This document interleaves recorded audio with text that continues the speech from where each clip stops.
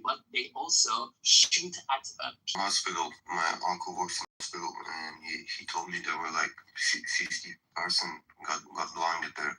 And after they were doing this operation on the eye, these police officers, these intelligence officers, were taking them to prison, and they were taking the antibiotics. These guards, these I don't know from which intelligence agency. There's a ton of them, but they were not even taking the antibiotics that they were giving them. Directly and not just in their eye. Not just in their eye. Damn. Have you seen the evidence? Have you seen the evidence that they have been shot in their genitals, in their sexual organs? Yeah. There is footage of that. That we cannot send a link here, but there is a guide on. I think there is a lot of footage. In the Vahid online. Yeah, exactly. So women have been shot in their sexual organs. So that's the nature of brutality. But as Persis is saying, we know the nature of this regime. We talked in this round of protests. And then we hear someone like Arthur that unfortunately in a very disrespectful way, saying no, fuck off, and without me saying anything harsh to them, because we consider Americans and Israelis as our real friends, and we are allies, as opposed to any other country in the region, including Afghanistan or any other country. So I was a bit annoyed by that remark. Given that's in our head. One of my classmates got both of his eyes out. They had to take them out. He was like too many pallets in the face, and he's blinded now. It's just crazy. I haven't talked to him yet, but our friends said that both of his eyes are gone. Like I've been thinking about a solution to fix this. There isn't any. Like, you wanna just do something for a person, but at this point, both of the eyes are gone. I have no idea what to do. Exactly. Let me put a link. I will search it for it. The name of the people who had been blinded regime during the women life freedom movement.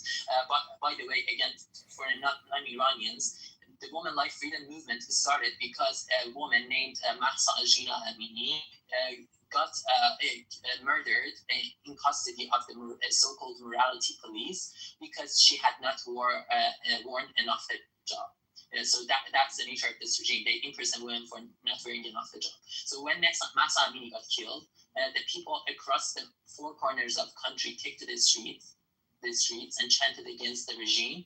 And so it showcases how progressive Iranians are, and they are fighting for women's rights, for instance, as opposed to other Muslim countries in the region that they don't care about women's rights. So for instance, in Afghanistan, Taliban precludes women, to go, even girls, to go to the schools. But, Iranian society is a very progressive society. But during that round of protest, I will put a link that you can see the people who have been substantiated by the United Nations, that they have been shot in their eye.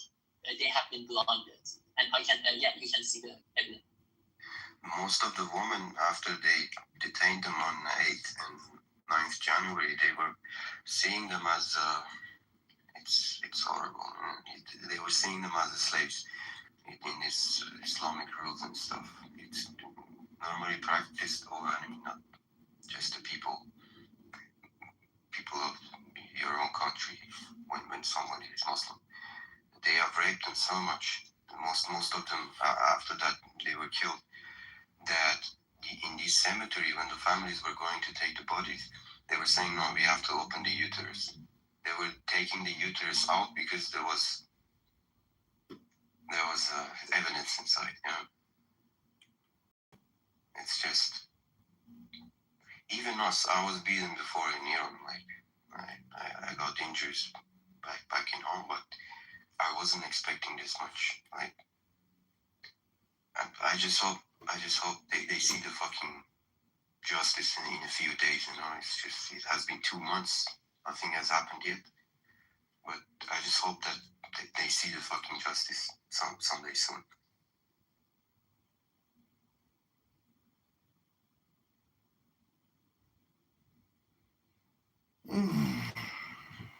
So you can perhaps share it in the groups. So that's John.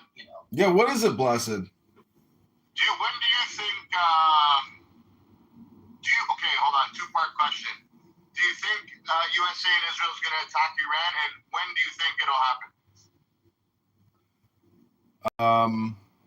I don't know. I mean, they're probably like observing them and trying to, figure out, because this is all like, high-level negotiations taking place. So you never know. They could have some type of like breakthrough, negotiation. You never know. It's just so hard to predict because, that statement, rumors of war, it's like a mind virus.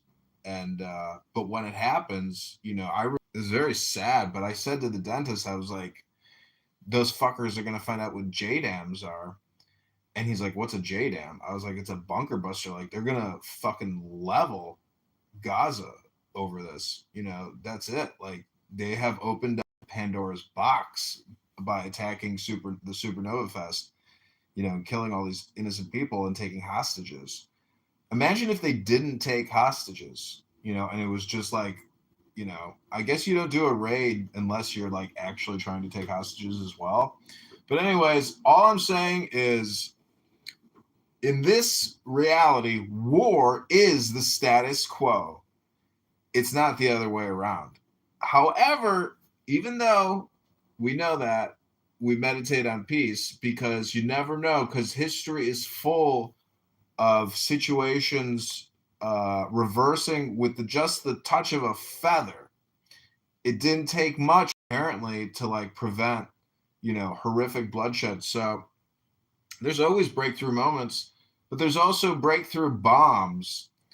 And terrorism sucks.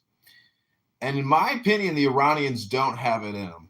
To me, they're pretty smart to essentially access the wisdom of Rumi and find an equilibrium and a balance. But when war crimes are happening, it's, this is wild. So we'll see what happens. It's possible that there's higher levels of intelligence in Iran that can prevent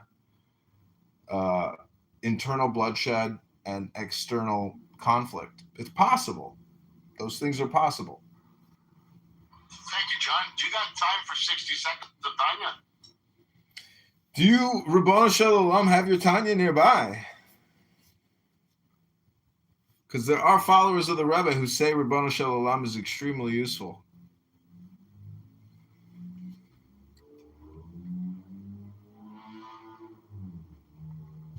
If you don't know what you're doing for Purim, you might not want to go to Iran and look for Mordecai or Haman or Ahasuerus.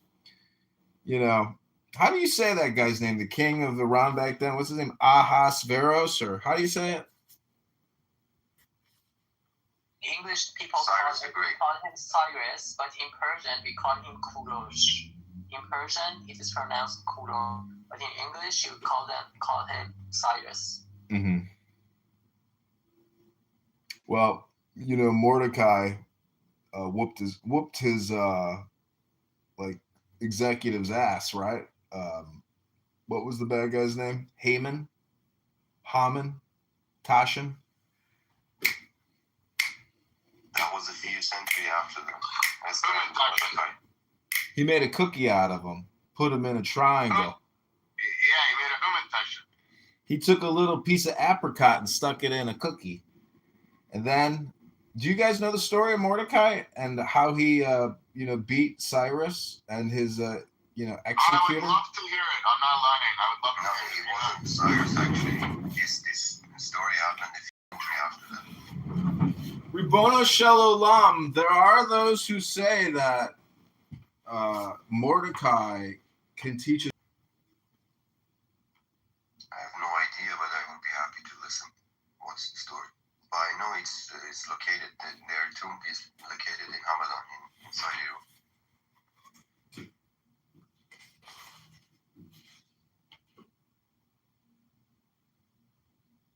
That was King Darius, not Cyrus the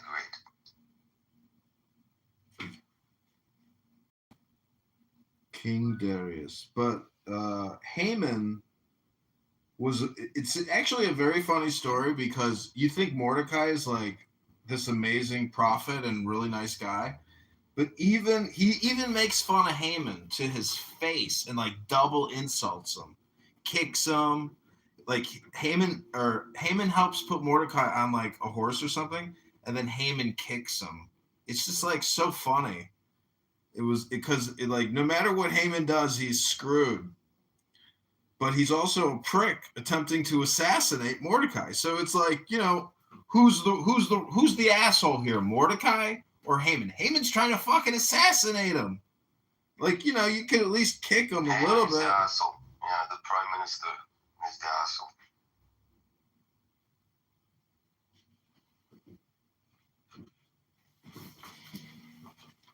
Well, some people don't read books anymore, but in the back of a book, sometimes they have what's called an index of names and subjects, or what could be called a glossary. So we're going through and looking for Mordecai.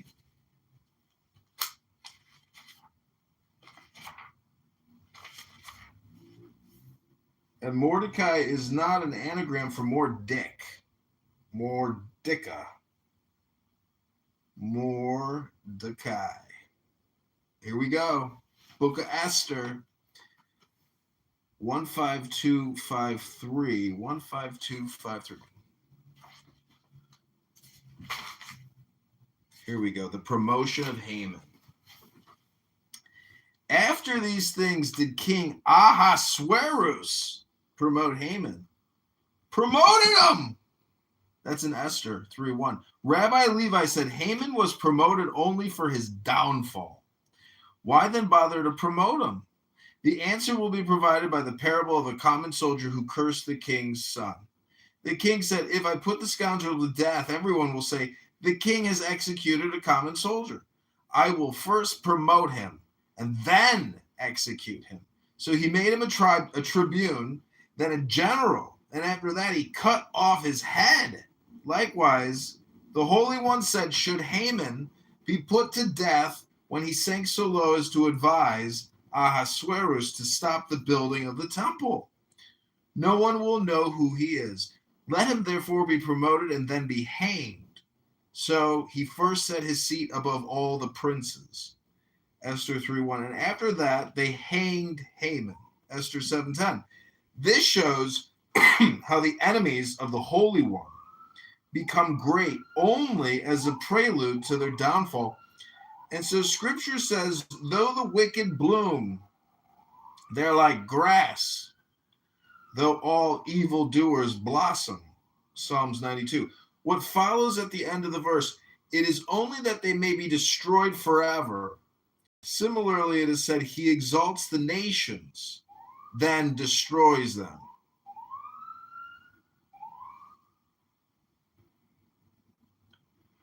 Well, it looks like we've exhausted the room for the day. Looks like we did another mitzvah for the...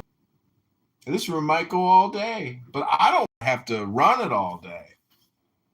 I want to go to the gym and have a nice dinner. What do you say? It's the Lord King Pepe way here on Clown House, The Adventure.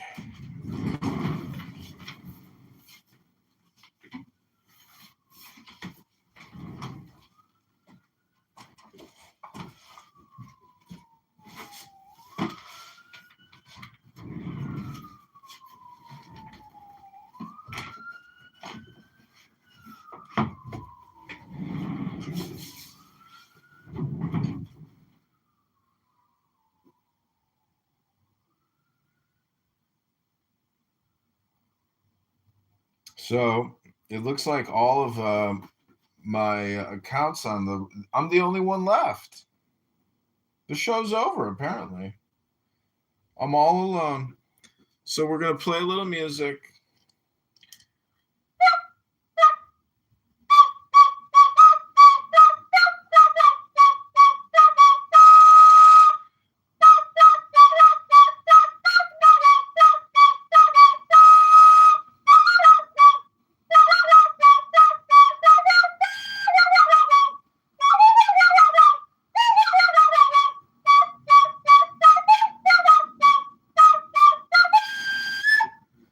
This has been another Lord Pepe production in the Lord King Pepe Clown House Adventure Room, starring your Lord Pepe.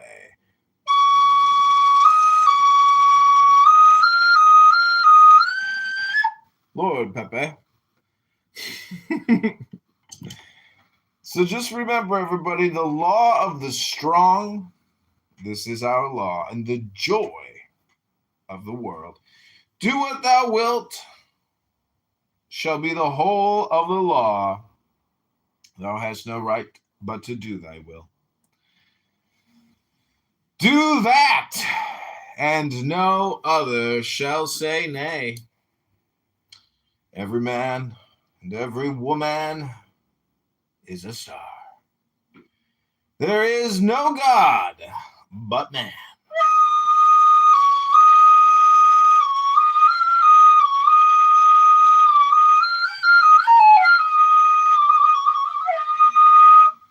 Man has the right to live by his own law.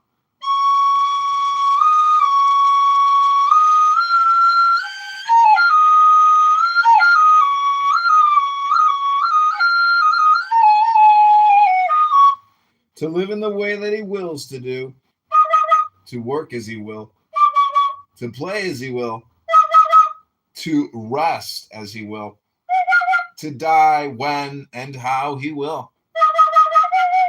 Man has the right to eat what he will.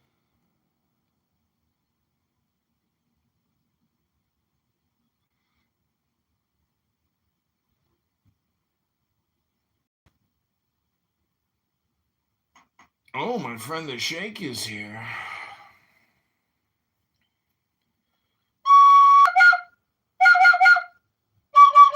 Man has the right to think what he will, to speak what he will, to write what he will, to draw, paint, carve, etch, build as he will, to dress as he will, to burp as he will.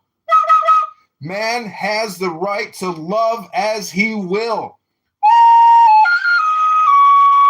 Take your fill and will of love as ye will. When, where, and with whom ye will. Man has the right to kill those who would thwart these rights. The slave shall serve. Love is the law. Love under will.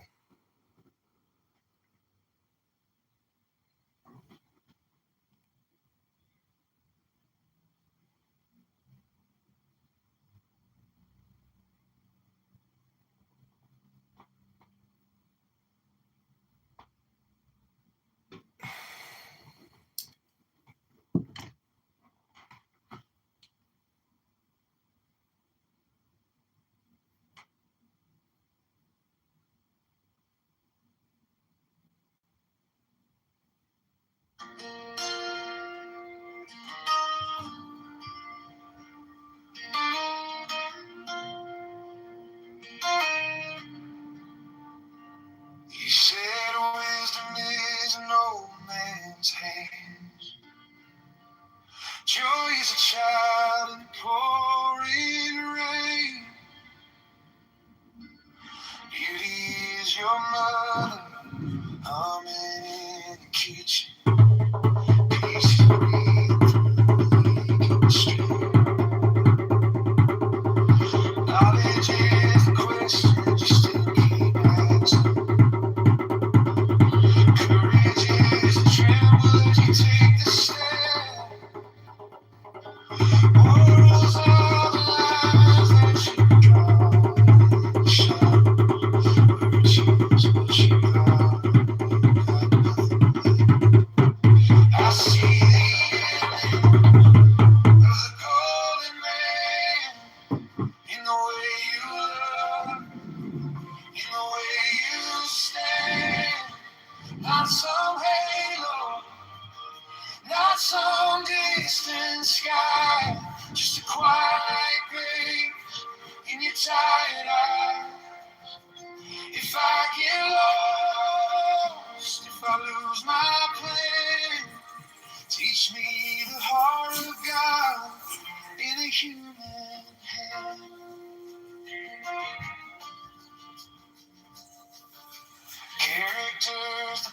promise you make it midnight. Perfection is the crack where the light gets in. All these broken pieces on the table between us turn to something holy when you call me friend. I see the image of the golden man in the way you love, in the way you stand. Not some halo, not some distant sky, just a quiet grace in your tired eyes.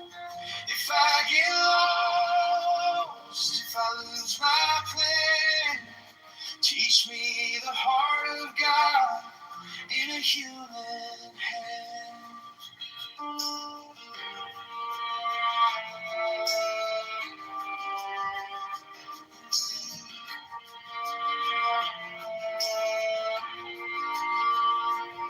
Every scar, a little stained glass window.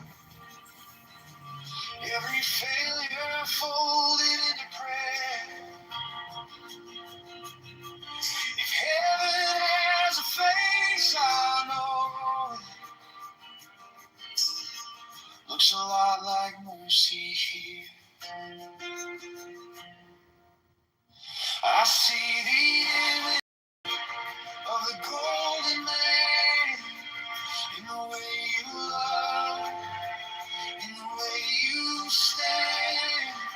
Not some halo, not some distant sky, just a quiet grace in your tired eyes. If I get lost, if I lose my plan, teach me the heart of God in a human hand. Teach me the heart of God in a human hand.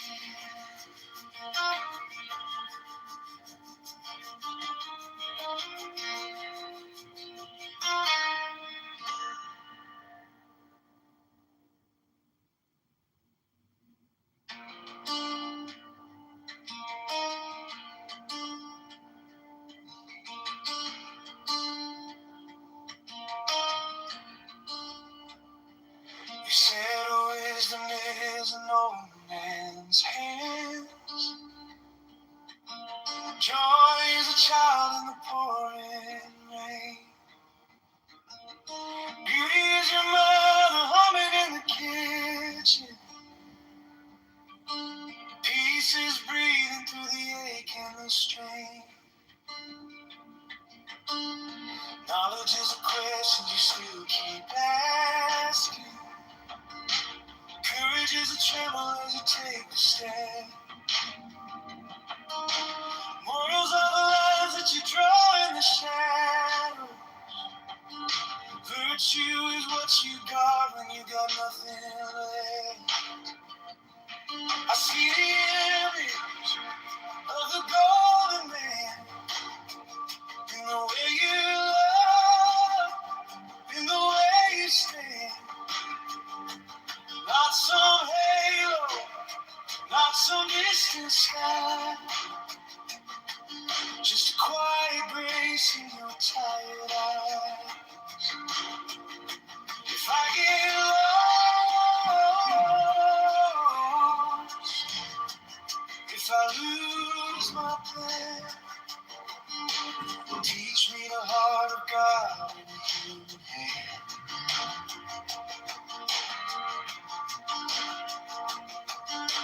Character's a promise you make at midnight. Perfection is a crack where the light gets in. All these broken pieces on the table between us turn to something holy when you call me friend. I see the image of the golden man in the way you love, in the way you stand. Not some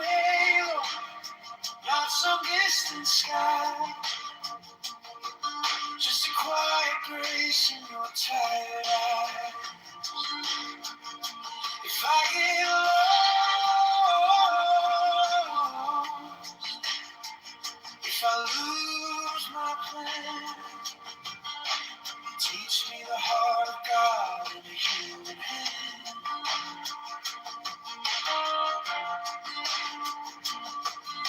Every scar, a little stained glass window.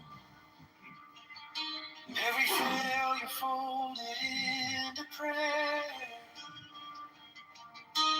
If heaven has a face, I know looks a lot like mercy here. I see the ending of the golden man in the way you love, in the way you stand. Not some halo, not some distant sky, just a quiet grace in your tired eyes. If I get lost, if I lose my plan, teach me the heart of God in a human hand. Teach me the heart of God in a human hand.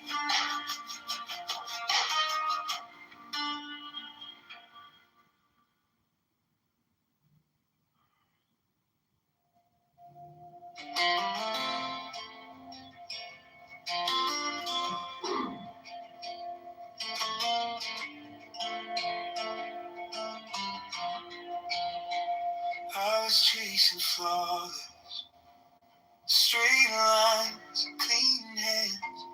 Tried to polish every moment into something it could never stand.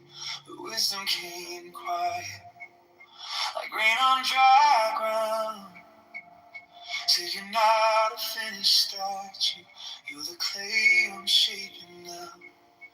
I'm a perfect work in progress. Every scar, every step, every breath held inside your kindness. You're not asking me to impress. You call this beating, breaking heart, a mirror of your love.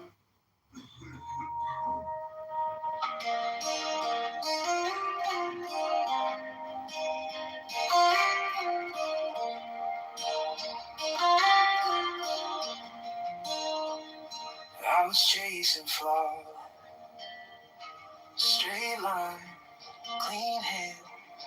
Try to polish every moment into something that can never stand. But wisdom came quiet, like rain on dry ground. Said you're not a finished statue, you're the clay I'm shaping now. I'm a perfect work in progress. Every scar, every step, every breath held inside your kindness. You're not asking me to impress. You call this beating, breaking heart.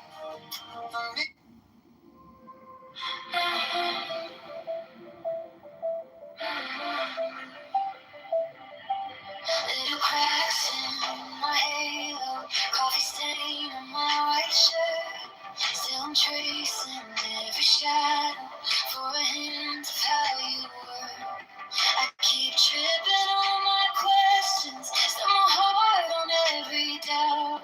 Yeah, you're writing in the margins, lines I still can't figure out. You're the wisdom in my wonder, joy inside my aching chest. You're the beauty and the broken peace that lets my chaos rest. You're the courage in my shaking. You're the way my will grows kind. Perfect love, perfect reflection, drawing heaven through my life.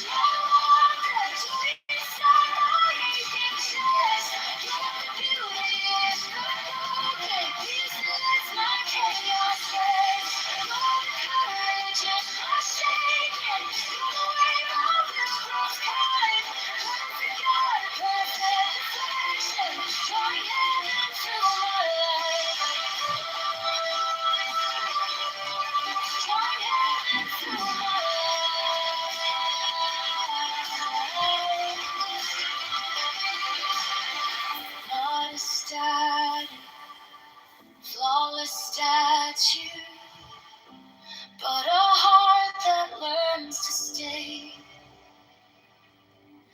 when it's hard to offer mercy. You still meet me in the gray. Oh, you are faithful in the in between, where my strength and fear collide. Make something bright and holy from the soul.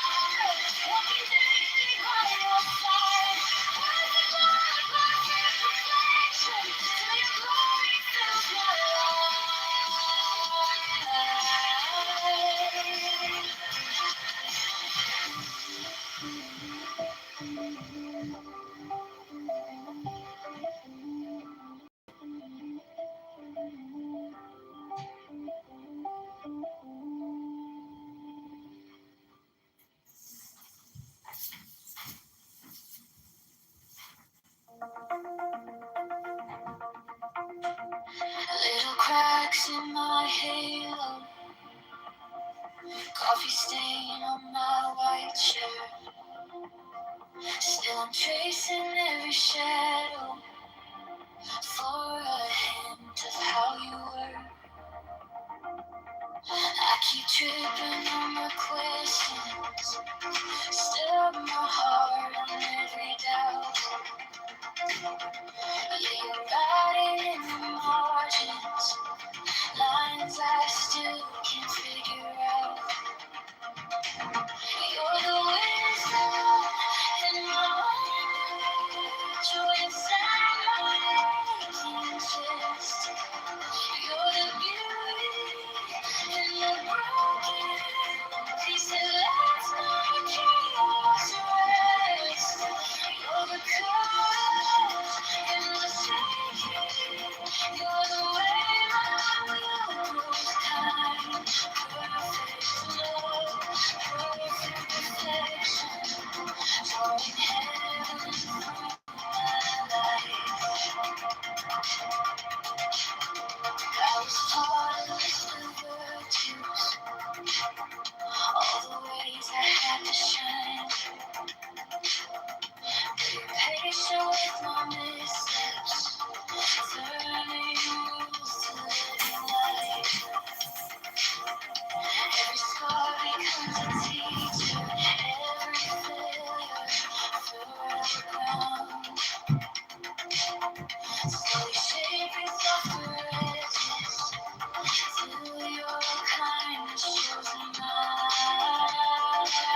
You're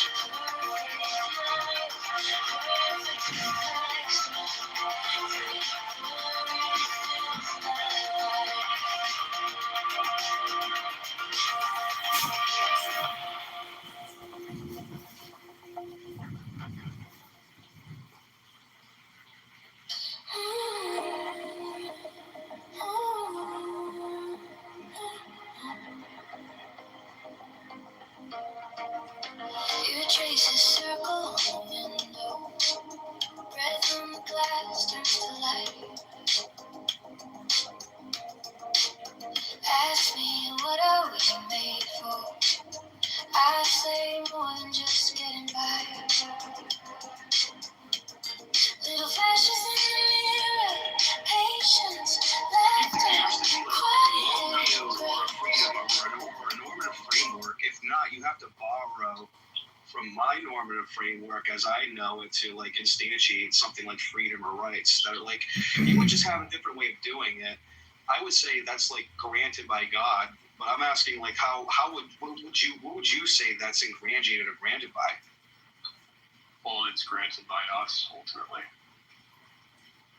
I mean, so the state of affairs are completely contingent on what the meaning of freedom is, and that can change. So freedom is just like optional at the end of the day in your worldview. So then it's not even an argument. It's not even an argument that you like your beliefs in freedom. Like you can't even instantiate them because it's circular. Like no offense, I'm not trying to be rude. I mean, yeah, it is circular that, it is in our best interest to be able to be free, that free agents do desire to be free. It is circular. But essentially it's like, it seems to me that you're stuck with a circle, whether it is that a God exists or does not exist, is that it's, but either way, it's either God does value our freedoms as individual agents or he doesn't. Well, the reason why it's not the same is because I'll go from a top down or a down up and reverse engineer either which way, and then I'm just going to get up at God at the foundation of that. Now you can reject that and say not God, but then I'm going to ask you what in the not God worldview is going to instantiate this value that you have. Why is it valuable, and why do you get to manifest it and express it in this way? What would be the foundation of that? We're free agents who benefit from the ability to be able to make choices. Yeah, but you don't even know if we're free, if we're literally locked into this closed system of if you just get 1% more, the 51% versus the 49%, I mean, is that really freedom? Then you have the issue. Hold on 1 second. And then you have the issue of the induction fallacy, on the secular humanist worldview, where if you're using statistics and science and data and gathering hypothesis, you do come up with new ideas, but then you don't get enough time to test them. You can end up with an induction fallacy. Usually, one of the examples I point is the COVID issue, locking people in their houses and forcing them to take vaccines. Yeah. So, I mean, are you suggesting that, we can't have any sort of discussions about where do our freedoms begin? What are the, a basis by which, what are the limits to what we can do? What is it that our freedoms allow? Because essentially,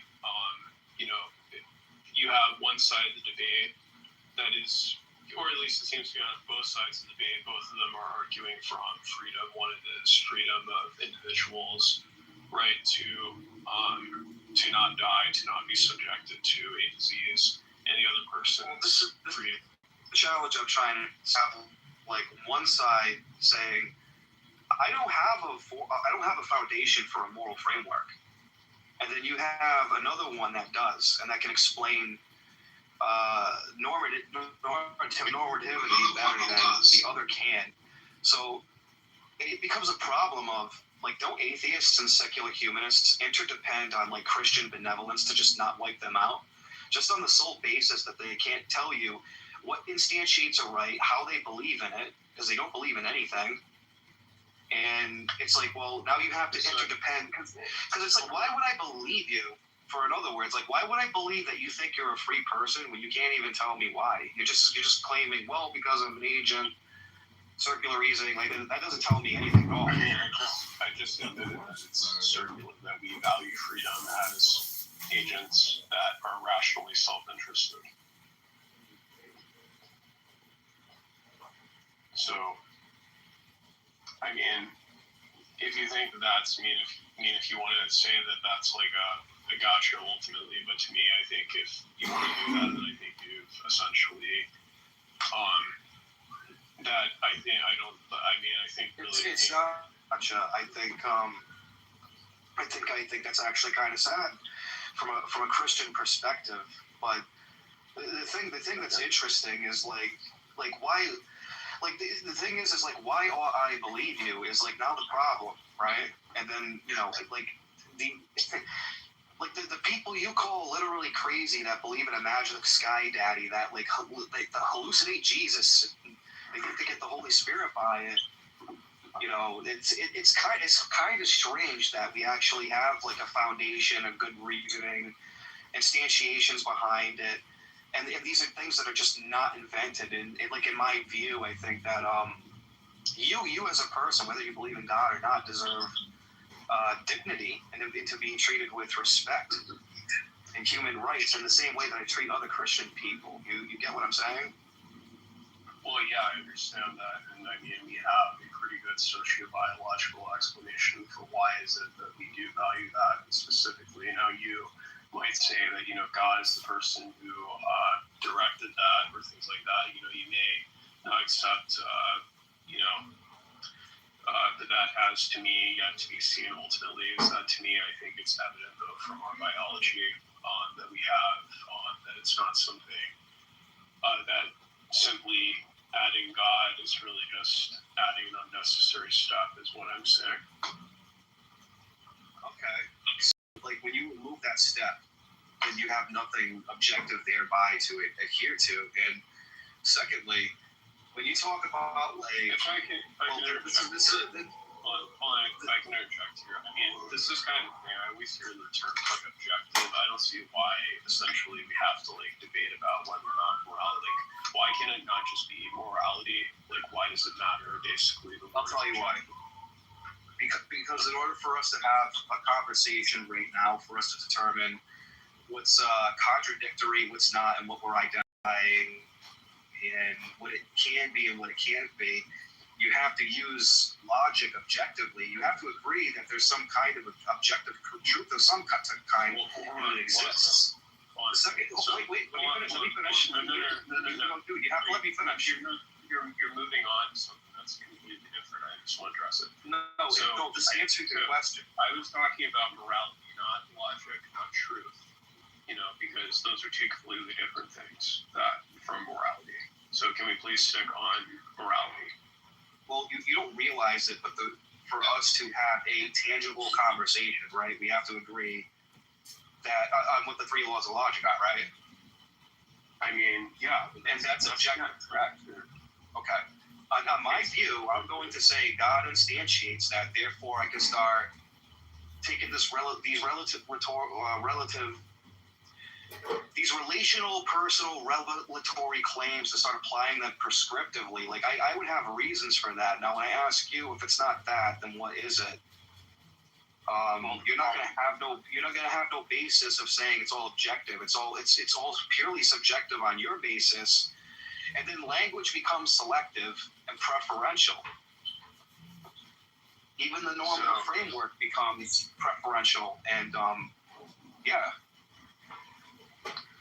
Okay, so anyways, essentially, logic is something that we ourselves created, and I know you might say, well, then what basis? And the reason is because, it works, or at least according to our thought pattern, it's something that does work, but it's not something that, is like fixed as a universal absolute. It's something that we that's purely descriptive, because that's just the way that our thoughts work. It's like, and it's why logic has changed ultimately, and like and that's kind of why really I wonder if you really want to make God the arbiter of our our cognitive faculties when we know how faulty it is, essentially, because that essentially means that God is responsible for creating a faulty system. Yeah, but this is kind of like, let's back up a little bit, because you were saying biological and sociological things tell you what exactly?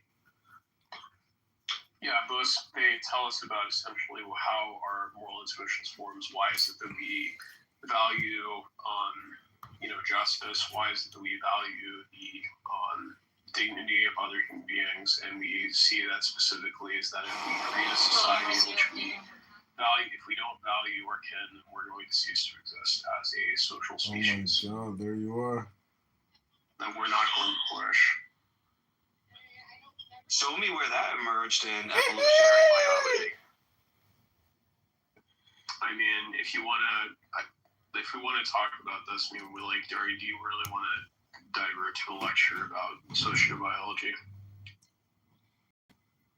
I mean, you have an unbroken chain of evolution, and people who, well, let's just say organisms that fight for survival, and they always want the best mate to have the strongest kin.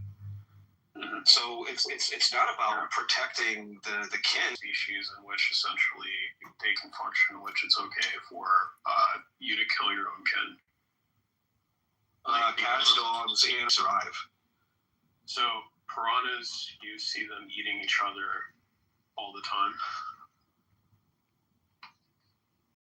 Do I have to take the colloquial use of what I'm saying here and narrow it down heavily? Is there like something you're having trouble understanding? Well, yeah, because I understand it's like it happens, but usually those people, those species, it's acts as if the species is okay with it happening when it goes against how is it that they're going to survive then if the species is going to be okay with them killing their own young? I'm just saying they're built more so for survival, not to care about their kin. Well, that's just, to me, if you look at sociobiology, there's essentially animals put a lot of investment into their young, ultimately. It's not just innate to humans. We have a great person in 520 that was in increase, grace abound and all the more. There is no doubt that sin is increasing today everywhere we look, so we know that there is an abundance of grace raining down from heaven on each and every one of us as well. But our sins and our pride and this umbrella to keep the grace away from our soul. So let's pray for the grace to accept the graces. Today let us resolve.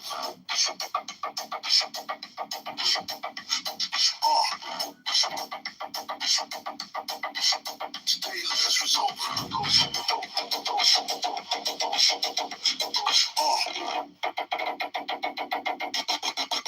Today let us resolve to accept the huge amount of grace that God is raining down from us. We have this biblical promise in Romans 5:20 that we're sin increase, grace abound, and all for more. There is no doubt that sin is increasing today everywhere we look, so we know that there is an abundance of grace raining down from heaven on each and every one of us as well. But our sins and our pride have this umbrella to keep the graces away from our soul. So let's pray for the grace, for the grace, for the grace, to accept the graces.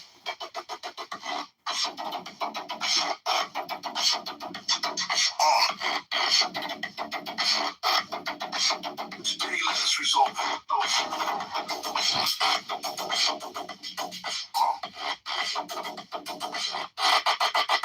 Today let us resolve to accept the huge amount of grace that God is bringing down from us. We have this biblical promise in Romans 5:20 that we're sin increase, grace abound, and all for more. There is no doubt that sin is increasing today everywhere we look, so we know that there is an abundance of grace raining down from heaven on each and every one of us as well.